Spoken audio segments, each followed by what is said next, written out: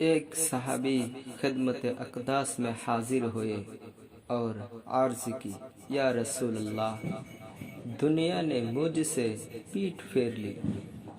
فرمایا، کیا وہ تسبیح تمہیں یاد نہیں جو تسبیح ہے ملائکہ کی اور جس کی برکت سے روزی دی جاتی ہے؟